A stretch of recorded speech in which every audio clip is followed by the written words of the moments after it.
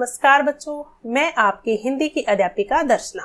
बच्चों, आज हम इस वीडियो के माध्यम से कक्षा 8वीं के लिए हिंदी गुंजन पाठमाला का दूसरा पाठ खुले आकाश में इस पाठ के प्रश्न उत्तर मैं आपके लिए लेकर आई हूँ, जिसके रचयिता हैं जसवंत सिंह विरदी।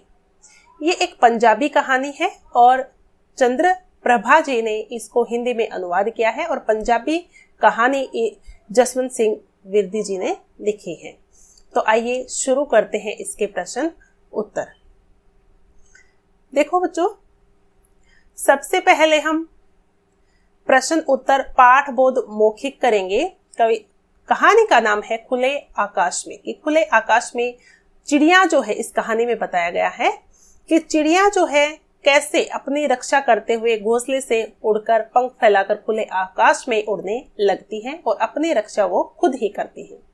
यहाँ पर उन्होंने इस कहानी के माध्यम से हमें संदेश देना चाहा है कि जिस प्रकार चिड़िया अपनी रक्षा खुद करती हैं और वो अपने साथ बुरा नहीं होने देती, वैसे ही हमें भी अपने जीवन में बुरा नहीं होना चाहिए और अपने सही कार्य के लिए कदम उठाने चाहिए। तो शुरू करते हैं हम। मौखिक प्रश्न है यहाँ पर, लेखक के घर के पीछे हलचल क्यों मची रहती थी? लेखक का घर था, उसके पीछे हलचल क्यों मची रहती थी? इसका उत्तर है, लेखक के घर में मासूम चिड़िया दीवार या स्नान घर के कोनों में घोंसले बना लेती थी, तब शार्कें उनको बिखेर देती थी।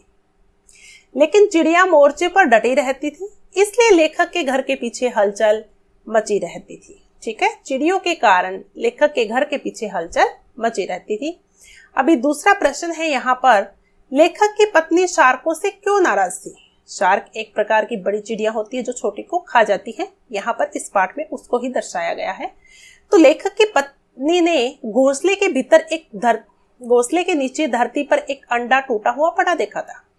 उसे लगा कि यह शार्कों का ही काम है, इसलिए वह उनसे नाराज थी कि शार्कों ने चिड़ियों का अंडा फोड़ दिया, गिरा दिया, तो इसलिए वह उन पर गुस्सा थी और नाराज थी। तीसरा प्रश्न है, लेखक ने पत्नी को बाजू पकड़कर क्यों रोका? लेखक ने रोका ना, जब पत्नी जा रही थी तो क्यों रोका? तो लेखक ने पत्नी को की बाजू पकड़कर इसलिए रोका क्योंकि वह चिड़ियों को शार्कों से बचाने जा रही थी, जबकि लेखक चाहता था कि चिड़िया अपनी लड़ाई जो है वो स्वयं लड़े और ताकि वो भी अपने जीवन में आगे बढ़ना सीख जाए। ये तो थे मौखिक प्रश्न उत्तर। अभी चौथा प्रश्न है, चिड़ियों और शार्कों के माध्यम से लेखक क्या संदेश देना चाहते हैं? तो चिड़ियों और शार्कों के माध्यम से लेखक हमें यह संदेश देना चाहते हैं कि विपक्षी चाहे कितना भी ताकतवर क्यों ना हो, उसमें तब तक ही हिम्मत होती है जब तक सामने वाला मुकाबला नहीं करता। मुकाबला कमजोर आदमी को भी शक्तिशाली बना देता है, इसलिए हमें मुकाबला करना ही चाहिए। आगे हम करेंगे लिखित प्रश्न। तो इसमें लिखित में पहला प्रश्न है, लेखक का शोध पत्र किस बारे में था? तो बच्चों, लेखक के शोध पत्र का सार यह था कि वैदिक काल के आर्य लोगों से लेकर आज तक सप्त सिंधु और पंजाब के लोगों को विदेशी हमलावरों और प्रकृति की निर्दयी शक्तियों से युद्ध करना पड़ा, तब जाकर वे अपने आप को इस धरती पर स्थापित कर सके हैं।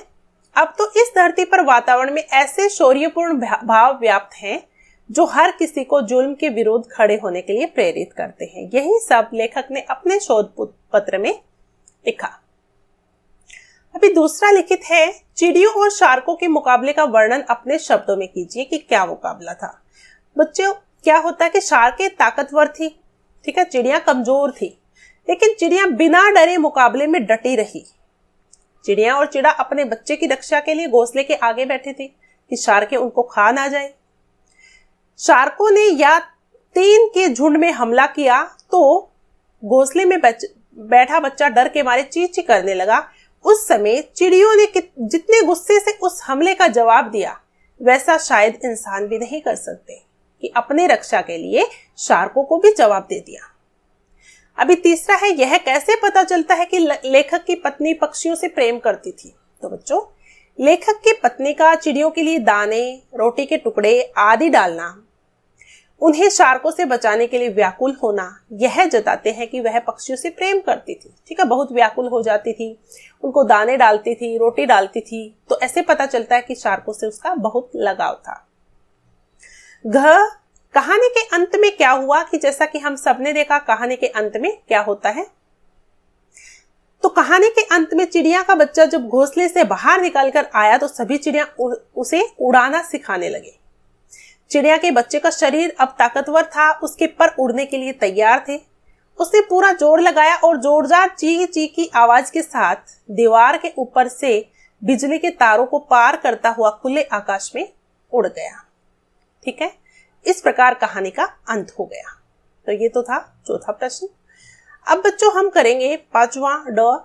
पाठ के आधार पर लेखक और उनकी पत्नी के चरित्र की विशेषताएं लिखिए कि इस पाठ पर हमने पढ़ा है, इसके आधार पर उनकी क्या क्या विशेषताएं हैं, विशेष बातें क्या थी उनमें।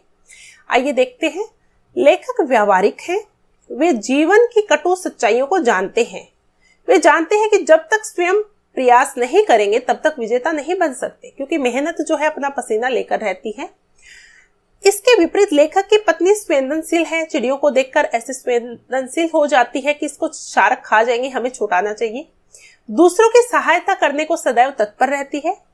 वे पक्षियों से भी बहुत प्रेम करती है, इसलिए हर समय उन्हें शार्कों से बचाने को तैयार करती है। तो ये तो थी लेखक और उनकी पत्नी की चारित्रिक विशेषताएं।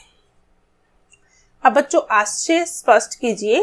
पहला है, जुल्म करने वाले के पास प्राकृतिक शक्ति नहीं होती। इस पंक्ति का आशय स्पष्ट करना है हमें। तो जो व्यक्ति निर्दयी होता है, जुल्म करता है, दया नहीं होती, दूसरों पर अत्याचार करता है, उसमें तभी तक हिम्मत होती है जब तक सामने वाला पलटकर उसका मुकाबला ना करे। उसमें मन की शक्ति नहीं होती। ठीक है, उसमें मन की शक्ति नहीं होती क्योंकि वह निर्दयी होता है। इसलिए मुकाबला आदमी को शक्तिशाली बना देता है। इसका अभिप्राय क्या है?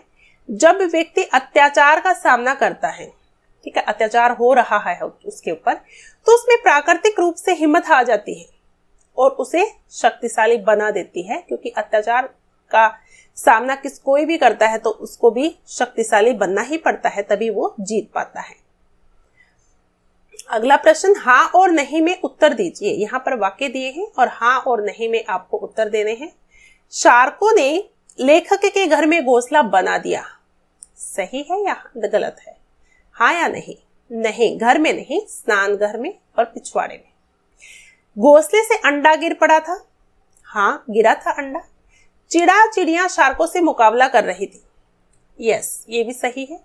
बिल्ली चिड़िया के बच्चों को खा गई थी, नहीं ऐसा नहीं है, बच्चों को नहीं खाया था बिल्ली ने, वो देख रही थी। चिड़िया का बच्चा उड़ना सीख गया था, यस ये भी वो सीख गया था, हमने कहानी में पढ़ा। ये प्रश्न हमारा पूर्ण हुआ। आगे हम देखते हैं, सही विकल्प चुनकर लगाइए, सही का निशान लगाइए। लेखक की पत्नी घर के पीछे क्या फेंकती थी? कूड़ा करकट, चिड़ियों के लिए दाने और रोटी के टुकड़े, बचा हुआ खाना, कुत्ते के लिए रोटी। बताइए कौन बताएगा? शाबाश, बहुत सही उत्तर दिया है, चिड़ियों के लिए दाने और रोटी के टुकड़े। शार्कों का रंग रूप कैसा था? सांवला रंग, पीली नुकीली चोंच, भूरा रंग, काली चोंच, नीला रंग, लाल छोटी चोंच, सांवला रंग या लाल रंग। बताइए कैसी चोंच थी और कैसा रंग था? तो बच्चों ये है सांवला रंग और पीली और नुकीली चोंच उनकी थी। अब अगला है, चिड़िया कैसे लोगों का प्रतिनिधित्व करती है? समझदार लोगों का, कमजोर लोगों का, मुसीबत से मुकाबला करने वाले लोगों का या गरीब लोगों का? ये आप सबको पता होना चाहिए, वो मुसीबतों से मुकाबला करने वाले लोगों को का प्रतिनिधित्व करती है। अब अगला प्रश्न है मूल्य परक प्रश्न की मूल्य आधारित प्रश्न है कि परीक्षा के दिनों में अपनी नोटबुक खो जाने के कारण कोई मित्र आपसे मदद मांगने आता है तो आप क्या करेंगे? सही पूछा है। तो बच्चों कोई भी आपसे मदद मांगने आता है तो आप मदद करेंगे ना। तो यहाँ पर लिखा है कि मैं अपने मित्र की नोट्स बनाने में मदद करूंगा, अगर उसे जरूरत पड़ी तो उसके साथ बैठकर संबंधित विषय का अभ्यास भी करूंगा, जिससे वह परीक्षा में अच्छे अंक ला सके। इसी प्रकार छात्र अपने ज्ञान और विवेक के आधार पर आप उत्तर दे सकते हैं कि और भी आप उसमें ऐड कर सकते हैं कि किस तरह आप इसका उत्तर दे पाएंगे। ठीक है, अपने विचार में ये आपको लिखना है। ये तो हो गया मूल्याधारित प्रश्न। आगे है बच्चों भाषा ज्ञान। तो देखिए, निम्नलिखित शब्दों के विलोम शब्द लिखिए। निर्दयी, निर्दयी का विलोम शब्द होते हैं उल्टे अर्थ वाले शब्द। निर्दयी का दयालु, बुराई, भलाई, युद्ध, शांति, प्राकृतिक, अप्राकृतिक, वाद, प्रतिवाद, विस्तृत, संकीर्ण। ठीक है, ये तो हो गए विलोम शब्द। अब है पाठ में कुछ नुक्ते वाले शब्दों का प्रयोग हुआ है, उनकी सूची बनाइए। नुक्ता, नुक्ता कौन से होते हैं? जिन पर बहुत अधिक जोर देकर बोला जाता है वो शब्द नुक्ता कहलाते हैं। ठीक है, नुक्ता शब्द किसे कहते हैं? वाक्य में जिस शब्द का हम उच्चारण करते समय अत्यधिक बल दिया जाता है वो नुक्ता शब्द कहलाते हैं। यहाँ पर कौन कौन से आए? फर्ज, जुल्म, बाजू, तूफान, कमजोर, तेजी और जोरदार। ठीक है, इन नुक्ता शब्दों का प्रयोग किया गया है। अगला प्रश्न, संतुष्ट और प्रतिवाद शब्दों में क्रमशः सम और प्रति उपसर्ग है ना। उपसर्ग कौन से होते हैं? जो शब्दों से पहले लगाते हैं और शब्दों का अर्थ परिवर्तित कर देते हैं। इनसे 5-5 शब्द और लिखने हैं आपको। देखो, सम से क्या बनता है? संवाद, संयोग बनता है, संवाद बनता है, संलग्न बनता है, संदेश, प्रतिकार, संदिग्ध। ठीक है, संयोग, संवाद, संलग्न, संदेश, प्रतिकार, संदिग्ध। जैसे मैंने आपको पंचम अक्षर का प्रयोग करने बताया था ना, तो उसी प्रकार ये सम में है। ठीक है, म। अभी प्रति, प्रति से प्रतियोगिता, प्रतिदिन की, प्रतिपल, प्रतिबद्ध, प्रतिकार, प्रतियोग, प्रतिजड़, इस प्रकार से हम शब्द बना सकते हैं। यहाँ पर अब चौथा प्रश्न है, पाठ में आए इन संज्ञा शब्दों के लिए सही विशेषण शब्द चुनकर लिखिए। कि सही विशेषण शब्द लिखना है। विशेषण किसे कहते हैं? जो शब्द संज्ञा सर्वनाम की विशेषता बताएं वो विशेषण कहते हैं। तो शक्ति का विशेषण क्या होगा? निर्दयी शक्ति। ठीक है, जिसमें दया नहीं होती। चिड़िया का विशेषण फुर्तीली, मासूम चिड़िया है यहाँ पे। ठीक है, मासूम चिड़िया। उसके बाद आकाश, विस्तृत आकाश, फुर्तीली, शार्की। ठीक है, ये विशेषण शब्द आए हैं पाठ में से। इन शब्दों का प्रयोग किया है। ये तो हो गए, चौथा प्रश्न हो गया आपका। अभी है पांचवा, दिए गए शब्द युग्मों को उचित भेद के अंतर्गत चुनकर लिखिए। पुनरुक्त शब्द युग्म कौन से हैं? समानार्थक शब्द युग्म कौन से आए हैं? विपरीतार्थक शब्द युग्म कौन से आए हैं? सार्थक और निरर्थक। पुनरुक्त मतलब बार बार एक ही शब्द 2 बार आता है। समानार्थक दोनों का अर्थ समान होता है। विपरीतार्थक उल्टे अर्थ वाले, जैसे सुख दुख, छोटा बड़ा, माता पिता।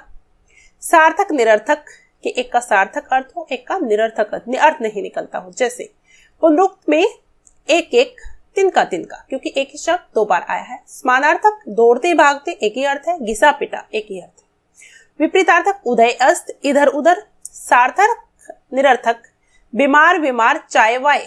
ठीक है, इन शब्दों का प्रयोग हमने किया है इस पाठ में। पांचवा प्रश्न पूर्ण हुआ आपका। अभी अंतिम प्रश्न है बच्चों आपका छठा। नीचे दिए गए अपठित गद्यांश को पढ़कर प्रश्नों के उत्तर दीजिए। तो देखिए, जब कोयल, गद्यांश यहां से शुरू होता है, साधना सफल हुई पर खत्म हो जाता है। इसमें प्रश्न दिए गए हैं, कोयल को क्या आश्वासन मिला? इस गद्यांश के आधार पर देना है आपको। अपठित गद्यांश है, ये ध्यान रखना। अपठित गद्यांश प्रश्न पूछा जा सकता है आपसे। ठीक है, और दूसरे पाठ में ही आ गया है, तो ये बहुत सहायता मिलेगी आपको। इसमें से प्रश्न आ सकता है। कोयल को क्या आश्वासन मिला इस गद्यांश में पढ़कर? इस गद्यांश में हमने पढ़ा, कोयल को पेड़ों के काटने पर रोक लगाने का तथा संसार को और हरा भरा बनाने का आश्वासन दिया गया। उसके बाद कोयल ने अपने परिचय में क्या कहा? कोयल ने कहा, मैं कहाँ जन्मी पली और बड़ी हुई, मुझे कुछ पता नहीं। संगीत के प्रति लगन मुझे स्वयं भगवान ने दी। मुझे नहीं पता मैं काली हूं या गोरी, मैं तो बस साधना करती हूँ। बहुत अच्छी बात कही है। फिर है, साधक की क्या विशेषताएं होती हैं? साधक अपने प्रचार के लालच में नहीं पड़ता, नहीं तो साधना कभी पूरी नहीं होती। कोयल की इच्छा क्या है? कोयल की इच्छा है कि यदि किसी को उसकी साधना से सुख मिले या साधना के प्रति लगन उत्पन्न हो तो वह अपनी साधना को सफल समझेगी। ठीक है, इन प्रश्नों के उत्तर इस प्रकार से बच्चों हम दे सकते हैं। तो ये अपठित गद्यांश का प्रश्न भी आपका अच्छे से तैयार हुआ गया। अपठित गद्यांश भी जब भी पूछा जाता है उसको 2 बार अच्छे से पढ़िए, उसमें कौन कौन से शब्द आए हैं शब्दों को ध्यान में रखिए, फिर प्रश्नों के उत्तर दीजिए, आपको सही लगेंगे। ठीक है, अगर कुछ अतिरिक्त शब्दों का प्रयोग करना चाहे प्रश्नों के उत्तर में तो वो आप कर सकते हैं, जिससे उत्तर प्रभावशाली बन जाए। तो ये तो छठा प्रश्न हो गया बच्चों। तो दूसरा पार्ट जो है आपका 8वीं कक्षा का गुंजन पुस्तिका का खुले आकाश में, इसके प्रश्न उत्तर पूर्ण हो चुके हैं। आपको उम्मीद है बहुत सहायता मिलेगी। ये वीडियो आपको कैसी लगी भाई कमेंट करके बता दिया करो, आपके लिए ही मेहनत करती हूँ। आप कमेंट करोगे तो मुझे बहुत अच्छा लगेगा और लगेगा कि हाँ आपने वीडियो दी है। और मेरे विद्यार्थी जितने भी वीडियो देख रहे हैं कमेंट बॉक्स में नीचे अपना नाम जरूर लिख देना ताकि मैं समझ जाऊँ। ओके, तो बच्चों आज के लिए हम इतना ही करेंगे। नेक्स्ट सेशन में, नेक्स्ट वीडियो में मैं आपके लिए नई वीडियो लेकर आऊंगी जिससे कि आपकी सहायता हो सके। साथ साथ पाठ कंप्लीट करते रहिए, इससे आपके नोट्स अच्छे बनेंगे। मुझे उम्मीद है मेरे प्रिय विद्यार्थी सब ये करेंगे, यूट्यूब वाले विद्यार्थी भी, स्कूल वाले भी। ठीक है, तो बच्चों अगर पसंद आए तो लाइक तो बनता है, लाइक कर दीजिए, सब्सक्राइब कर दीजिए, सब वीडियो इस पर ही मिल जाएंगे आपको। ठीक है, फ्रेंड्स से भी शेयर कीजिए कि आपको भी पता चले कि हाँ सबको पता चलना चाहिए कि यहाँ पर प्रश्न उत्तर मिल सकते हैं आसानी से। तो बच्चों आज के लिए इतना ही, अब हम मिलेंगे नेक्स्ट वीडियो में। आप सभी का बहुत बहुत धन्यवाद।